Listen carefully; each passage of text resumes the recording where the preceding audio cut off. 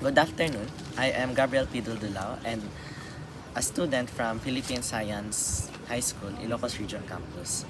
And currently, I want to interview you for our case study. And first of all, I would like to ask if you would want to become a part of our correspondence and post our conversations data into our results and discussions. Or if not, you can agree to keep our conversation confidential. So, do I have your consent? Yes po. So, I would like to know a little bit more about you. First of all, what is your name? I am Charles Adrian Fruelta from Santo Domingo, Ilocos Sur. So, Mr. Fruelda, where is your current place of work? I'm currently working here in Santo Domingo, Ilocos Sur as an eggplant farmer. So, can we officially start our interview? Sige po. So, for our first question, are there any or what are the practices that you implement when you harvest your produce such as your eggplants? Pagkatapos po ng harvest, hinuhugasan po namin yung eggplant tapos ini-store po namin siya sa storage room namin. Is there any washing method, dry method? May equipment po kami para sa washing method po na dinalagay na lang po namin doon tas automatic na po siya na huhugasan. Tas sa drying naman po is wina-wipe lang po namin siya with a tablecloth po. Is it a popular method in the harvesting field? Opo. So, as a part of a working employee in the harvesting system, do you think there are any factors that affect the shelf life of eggplants when it comes to storage? Una po is yung temperature po since kapag po mainit masyado is mas mabilis yung pag-deteriorate ng mga eggplants po. Tapos yung sunod naman po is yung storage po. Dapat po kasi hindi po na allow yung pag-enter ng mga bacteria, ganun po sa loob ng storage room para hindi po mabilis mapanis. Ganun po.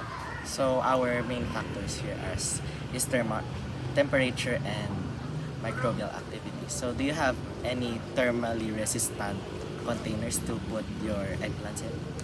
Currently po parang yung ginagamit lang po namin is yung malaking drum lang po. Pero hindi po 100% sure na hindi nakakapag-allow yun ng mga bacteria ganun po since may nasisira pa ring eggplant from time to time po. Is it exposed to air or is it sealed shut? It is sealed po.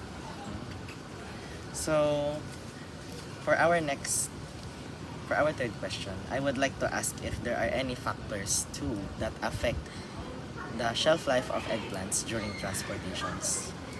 Yun nga po yung pag-store nga po ng dapat po yung kapag tinatransport po is hindi po na-allow yung pag-enter ng mga usok ganun since may pollution nga po, di ba? Like may mga bacteria galing sa So dapat po hindi po na-allow yun.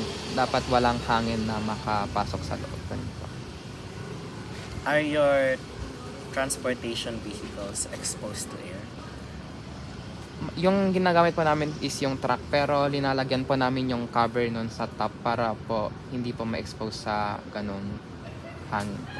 So it won't oxidize very fast when you transport it midday. So for our fourth question, I would like to know if you think that there are any factors, if those factors that you have mentioned affect the profit of your harvest. Opo, since kapag po mainit is nasisira po yung mga eggplants so hindi na po namin siya na ibebenta sa iba. So yung profit po mas lesser na po pag So mainly, is it a temperature problem or a microbial problem? May microbial problem din po. So the oxidation of eggplants is not a factor here. May factor din naman po siya pero hindi po siya gaano ka may effect sa eggplant sa compared po sa other na factor. So for our fifth question, were there any projects that you can suggest to improve the storaging system such as yours? Mas maganda po sana if may storage na container na may store po yung mga eggplants na hindi po inaalaw yung pagpasok ng mga bacteria, ganun po. Tapos mas maganda rin po sana na yung eggplant is malagyan ng kung anong material po na binablock po yung pag-enter, ganun po, ng mga So, bacteria, ganun po. treatment, do you consider treatments like wax coatings? Have you ever considered that into your storaging system? Opo, pero since hindi po masyado budget friendly yung ganong type na treatment. Pero siguro po in the future baka pwede na po if lumago pa yung negosyo, ganun po. So for our sixth question, so far were there any positive outputs made from implemented government interventions or programs? Siguro po yung pagbibigay po ng yung transportation device po. Since mas mabilis na po yung pag-transport, tas mas protected na rin po yung mga eggplants in some case na rin po. Since it's covered na rin po naman. So vehicles have made your business much easier in terms of profit. Opo. So lastly, is there any need for new facility equipments in terms of storaging or transportation?